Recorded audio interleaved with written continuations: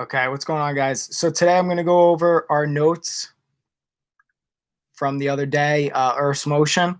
Okay, um, so this topic basically is just going over how the Earth rotates around the sun, and this will help you for your worksheets over the weekend. Okay, and then on Monday I'm going to do another YouTube video and basically show you the last part of the science practical that we were going to be doing. So remember, the lab practical, it was going to be finding an earthquake, which we've done, recognizing and identifying a mineral and two rocks. And the last part is actually just trying to find the eccentricity of Earth's motion, which I will kind of explain on Monday, okay? But right now, this slide is just basically going to go through Earth's motion, okay? So the first one, Earth's motion. So you have two different parts. You have rotation, which is the movement that Earth is moving on its axis, okay? So rotation is basically how the object is spinning, all right? And we're just talking about the Earth for this one, but this is all the planets. All the planets are rotating in some type of way. When we talk about planets, some of them are rotating a little bit differently than what Earth is, okay? And then the period of rotation. So this is basically really short and sweet. Rotation is the spin, okay, that Earth is going.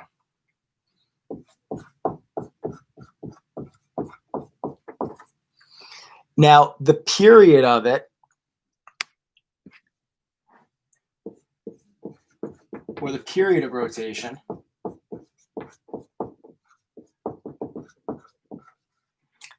is the amount of time that it makes one complete rotation.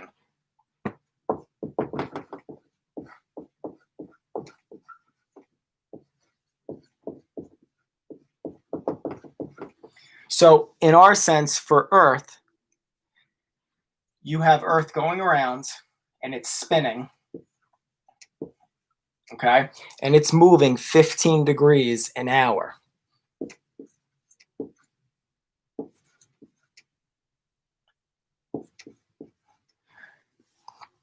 So we know that there's 24 hours in a day. So if you do 15 times 24, because remember the 15, that was when we were doing our longitude lines to find out our time. It ends up being, you times these two together, 360 degrees. And that's a perfect circle. So the period of rotation for Earth is 24 hours. Now, not all the planets have the same rotation, but for Earth, we have 24 hours. So rotation is just the spin when we're going around, okay? That's how we have night and day. Now, the other thing that we have to know is that Earth, and I'll do this in blue, okay, has an axis that it spins on. So I'm going to actually put a line going through it. So the tilt of our Earth, since we're looking at it, we know that this is north and this is south. So that's the North Pole, this is the South Pole. Our tilt is 23.5 degrees. And this is really important because this is how we're going to be talking about our seasons that we get. So north and south. And it tilts. Now, if we remember from the other notes, our North Pole is always looking towards, hey, how are you? Always looking towards Polaris.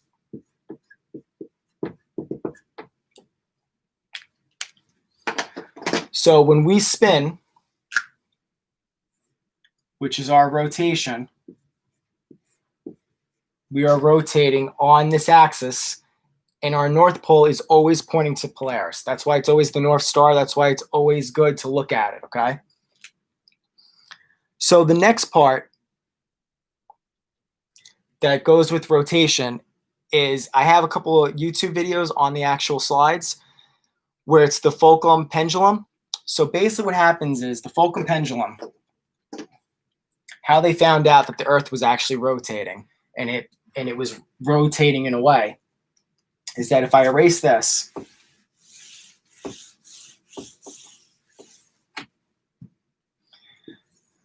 what they were doing was, and I'm going to put a side view too, they put this giant pendulum that basically swings back and forth, okay? So it's swinging this way, and then it's swinging that way. And it just goes back and forth. What happens is what they were doing was they were putting these blocks all along the edges of this giant circle. So they have a couple of these in different museums around the world. Now, in the center of the circle, they had their pendulum, which is the giant circle. So remember, this is the side view. This is what it looks like if you're looking straight down. And this would swing back and forth. Okay? So it would swing that way, and then it would swing this way. And what happens is, since it's stuck in the middle and just swinging back and forth, as the Earth rotates, this keeps swinging the same amount. But now, kind of as it goes, the movement of the rotation of Earth is making it move ever so slightly. So what happens is over time, it starts to knock over what's going around. So it would move this way and knock over these, and then it would move this way and knock over those. And it would just keep moving all the way over until it hit the very last one, and that would be basically a day. Okay? So again, there's a video. There's actually 2 videos that I put up, and it shows how in the museum it just keeps going back and forth, and then as the Earth rotates, it just keeps going, and then eventually when it gets to the last one, that means 24 hours. So it's very slow. You have to kind of watch this. If you were to go to the museum and actually watch, it would take you to go from here to here to hit, it would take 1 hour. So if you missed it and you got right when it already knocked over, it would be another hour after that, okay? So because of this is how the Coriolis effect. So I was always mentioning the Coriolis effect. Now we're finally at it, okay? So when we talk about the Coriolis effect, it's how the wind and sometimes currents, all right, and even hurricanes, because they get controlled by the wind, deflect from a straight line. So here you have your Earth, you have your equator, okay? So the Coriolis effect, and I'm going to put an E for your equator. If you're in the northern hemisphere, you have the tendency to move to the right. Now, if you're in the southern hemisphere, okay, which is down below, you have the tendency to move to the left. Because remember, it looks like it's going the same way, but if you're standing on here, you're actually moving to the left if you're looking down. And again, there's 2 YouTube videos that show that as well. Now, the next part, instead of rotation, we're going to talk about revolution. So revolution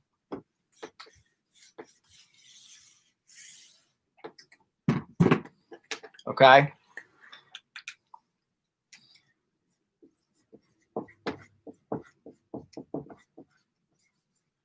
is the amount of time or the motion of a body around another orbit. So this is movement.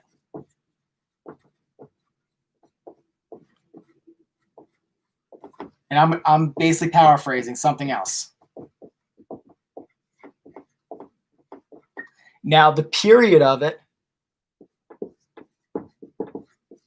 of revolution,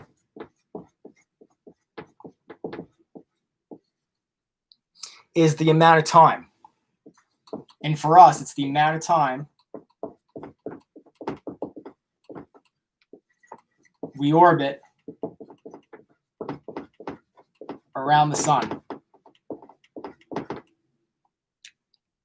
So for us, our orbit around the sun is 365.25 days. That's why if you ever hear during the New Year's revolution or resolution, okay, that's where they get the word from, okay? It's the period. It's how you're going to be the next year. So every time the Earth goes around the sun, That's their period of revolution, okay? 365.25 days. Now, if you notice, it's 0.25. So every 4 years, because you have 2.5, 2.5, 2.5, and then 2.5, that gives you one more day. So that's why every 4 years you have a leap year, okay? It puts another day in the month. So really quick, just to show, here's Earth, okay? And when we're talking about revolution,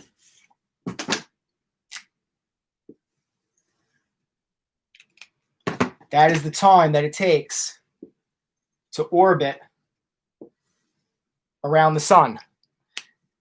Now remember, while it's revolving, its revolution around the sun, it is still rotating. So you have your north and your south, and it's still rotating. Okay? So it's rotating around, and then the whole revolution is going around the sun. So it's doing two things at the same time.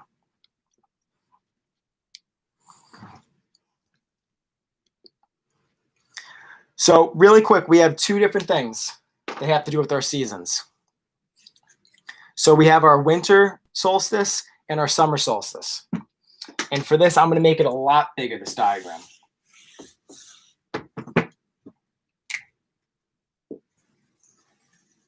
So here's my sun, okay? Right in the middle of the solar system.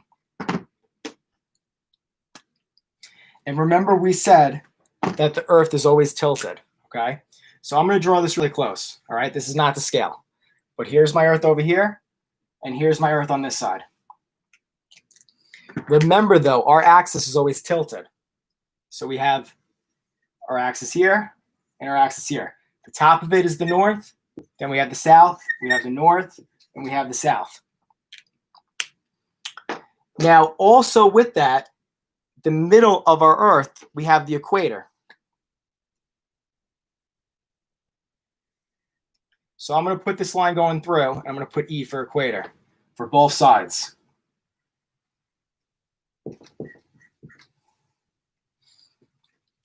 So what happens is, remember, the tilt never changes. It's 23.5 degrees.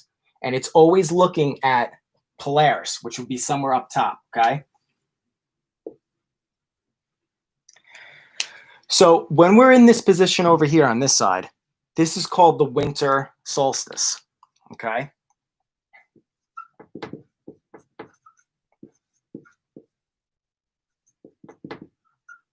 Winter solstice.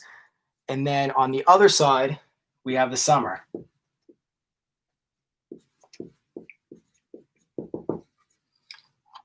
Now, what I mean from that is, remember, the sun is inside and it's bringing us sunlight, okay? So we have sunlight coming this way and we have sunlight going this way. Now, for us, when we think of the winter time, we think it's relatively cold, right? So I want you to look at how the tilt of the Earth is on this side. And I'm going to use two colors. So remember, this is the equator. I'm going to put green for the southern hemisphere. And then I'm going to put red for the northern hemisphere. Remember, we live in the northern hemisphere. How are you, Evelyn? This is actually 8th grade.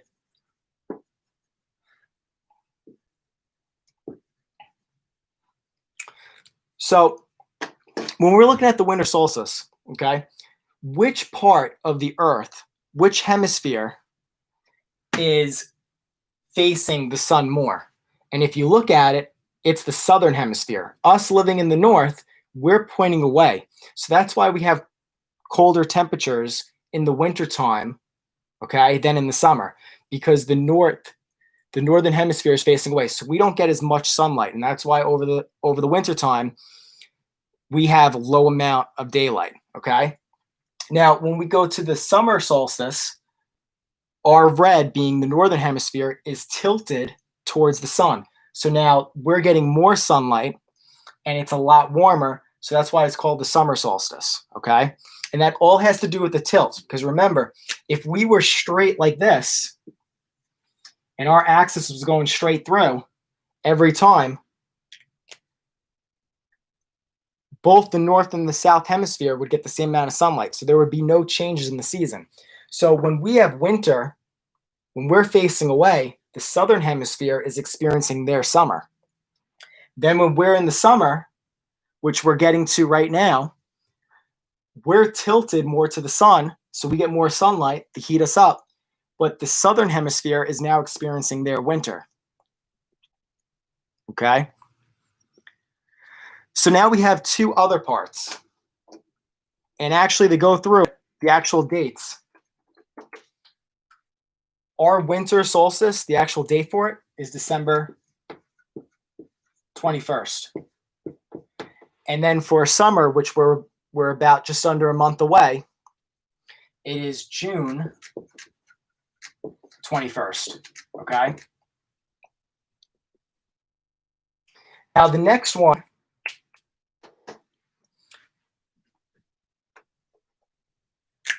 is the vernal and the autumn. So I'm going to erase this so I have some room.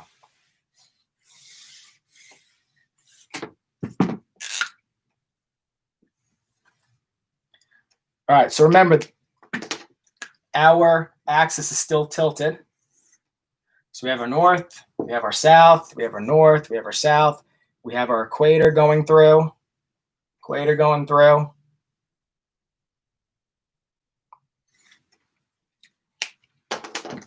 and we have our southern hemisphere.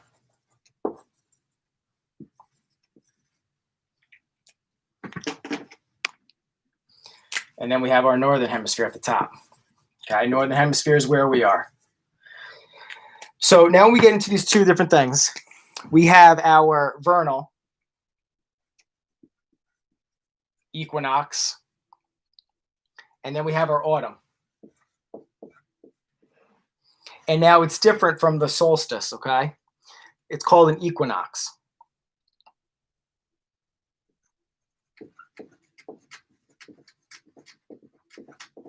So how I remember this is the equinox, it has equal in it, okay? That means that the sunlight is going to be the same at both the northern hemisphere and the southern hemisphere, okay? I know this isn't in a straight line, but just imagine that this is up over on this side, and then the autumn equinox is on the other side.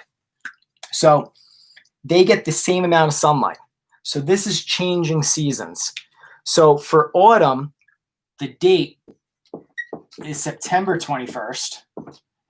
And then for the vernal, which is basically the first day of spring, it's March 21st. So a way to remember this is it's always the 21st, okay? And it's always 3 months later. So what happens is the Earth spins, and then while it's spinning, it's also revolving around the sun. So we have our December. After December, we go into spring. So we go from winter to spring. Then we go to summer, and then we go to autumn, which is our fall. Now notice, the tilt never changes. It's always 23.5 degrees. And because of that tilt, that's how we have the different seasons. All right. So in the summer, our tilt is more towards the sun. That's why we are warmer during the summer. Then when we get to the autumn equinox, they're both equal. So now we get cooler temperatures, but so does the southern hemisphere. And now we're relatively the same temperature. Okay. And then we go to December. Now the southern hemisphere is facing the earth and it's warmed up. We get our winter and then we go back, and it's a continuous thing. 365 days in the year.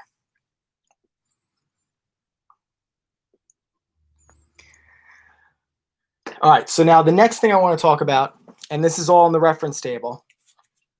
So I'll have this, and then again, you can always pause the video to look at the pictures. There's better pictures in the actual notes, as well as some videos. We're going to look at ellipses, okay?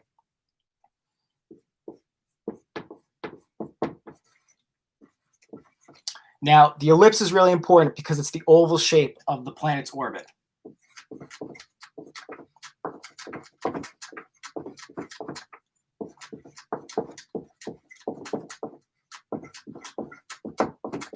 Okay. Now, there's two different things with the actual planet. So you have the phelion and aphelion, okay? Two different words. So the first one, perihelion, is the point of the orbit of Earth at which is the closest to the sun. And then aphelion is the point of the orbit where it's furthest away from the sun. So being that we live in the northern hemisphere and then we experience summer, you would think that we'd be closer to the sun, but we're actually further away during our summer months. How I remember it is aphelion starts with an A, so that means it's further away, okay? A for away. Now, when we talk about ellipses, we're talking about eccentricity, okay? So eccentricity is the degree of ovalness, all right? So it's an actual number. So eccentricity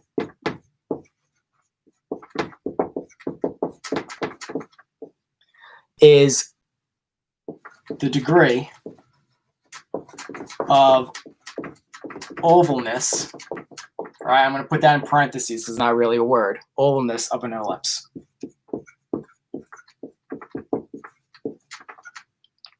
When we think about the sun, all right, so if we have the sun in here, we're not actually traveling around it in a perfect circle. We are more of an ellipse. So an ellipse is like the oval shape. So you usually get something like this going around the sun, and this would be the Earth. Okay? Now, for ellipses and eccentricity, a perfect eccentricity of a circle is 0. Okay? So 0 equals a circle. And you can remember that by, if it's a circle, that means you're 0. Now, a perfect line is 1. Now, the only problem with that is if our eccentricity was a 1, Earth would just be a line, and it would just go right past the sun. Okay, which is no good because we need sunlight to actually have life on Earth. So it's got to be something below a 1 and a 0. Now, in order to find what the eccentricity of the Earth is, we're actually going to go to a new chart in our reference table. So if you go to the last page,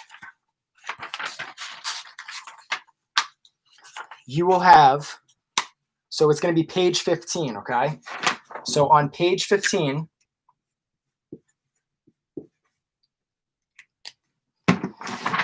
you have this giant chart at the bottom of your reference table. And what you're going to do is you're going to go to Earth. And you will see that it tells you the eccentricity of the orbit is 0.017. 0.017. That is the eccentricity. You can also look at the Earth and you can see that there's other different things. So for Earth, it tells you that the distance, the revolution, okay, so that's going around the sun, it's 365.26 days. And that the period of rotation is just under 24, okay? It also gives you the mass of Earth and the density. It gives you this for all the other planets. And then since we're talking about Earth science, they also give you Earth's moon, okay? So that's the eccentricity. Now, the last two slides, they give you different numbers. So the find eccentricity, which is also in your notes and in your reference table, it's in the first page, the equations, eccentricity. It's the distance between the foci and the length of the major axes. Now, I'm not going to explain that just today. We're going to do this on Monday where I actually show you guys this. So for a couple of those questions on the worksheets, just keep them blank for now, and then we'll go over it on Monday, okay? But basically, what you're going to do is it's the distance between the two foci and then the length of the major axes, which you'll find in the reference table. But again, we're going to do this video again on Monday. Don't worry about those questions. If they do give you the distance between the foci and the questions and the length of the major axes, I want you to convert them, but to actually find them, don't worry about that just yet, okay? There were some questions on the worksheets, but don't worry about them, okay? And use your reference table for any of the questions that are asking you about the planets, okay?